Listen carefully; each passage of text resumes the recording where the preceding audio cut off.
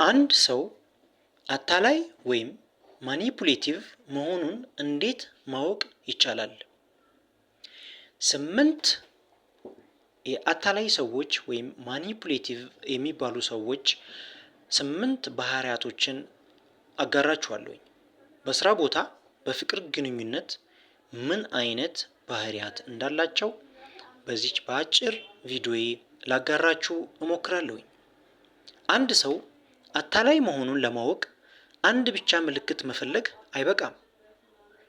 ከጊዜ ወደ ጊዜ በተደጋጋሚ የሚታዩ ባህሪያትን መመልከት ያስፈልጋል።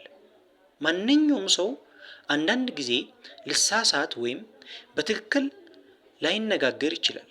ነገር ግን አታላይነት በተደጋጋሚ ሌሎችን ለራስ ጥቅም ለመቆጣጠር ይጠቅማል። ከነዚህ አታላይ ወይም ማኒፑሌቲቭ ሰዎች የመጀመሪያው ባህሪያቸው ራስዎን እንዲጠራጠሩ ያደርጋሉ ወይም ጋስላይቲንግ ይባላል። የተናገረውን ወይም ያደረገውን ይክዳል። በጣም ስሜታዊ ነህ ወይም ይህን አልተረዳህም ይላል። ከእሱ ጋር ከተነጋገሩ በኋላ የራስዎን ማስታወስና ውሳኔ መጠራጠር ይጀምራሉ።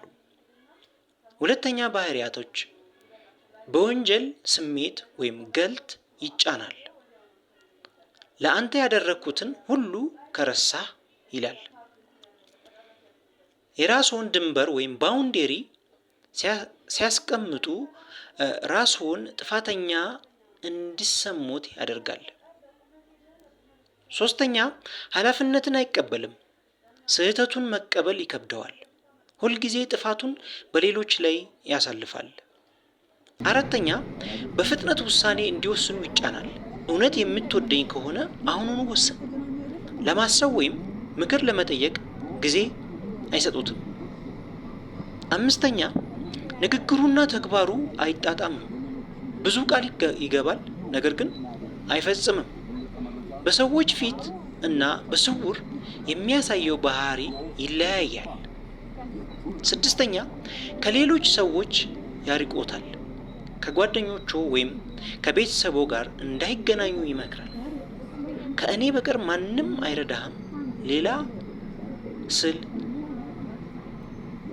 ይመክሮታል። ሰባተኛ ደግነቱን ይጠቀማል።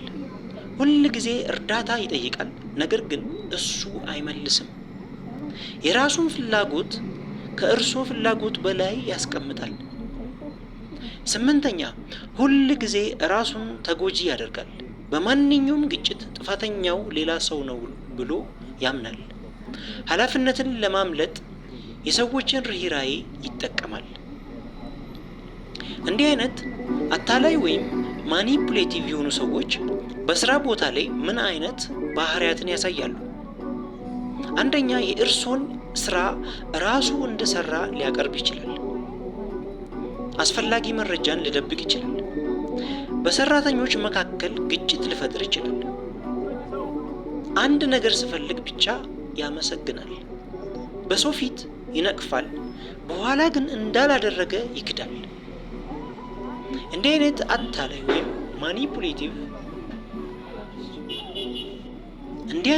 ማኒፑሌቲቭ ሰዎች በፍቅር ግንኙነት የሚከተሉትን ባህሪያት ያሳያሉ። በመጀመሪያ ከመጠን በላይ ፍቅርና ትኩረት ማሳየት፣ በኋላም መቆጣጠር መጀመር።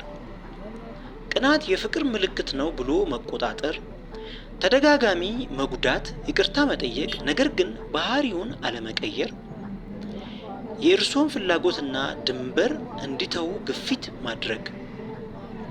እነዚህን አታላይ ሰዎች ወይም ማኒፑሌቲቭ ሰዎች እንዴት መመለስ ይቻላል? አንደኛ በስራ ቦታ አስፈላጊ ውይይቶችን በጽሁፍ ማስቀመጥ። ግልጽና ጠንካራ ድንበር ወይም ባውንደሪስ ያስቀምጡ።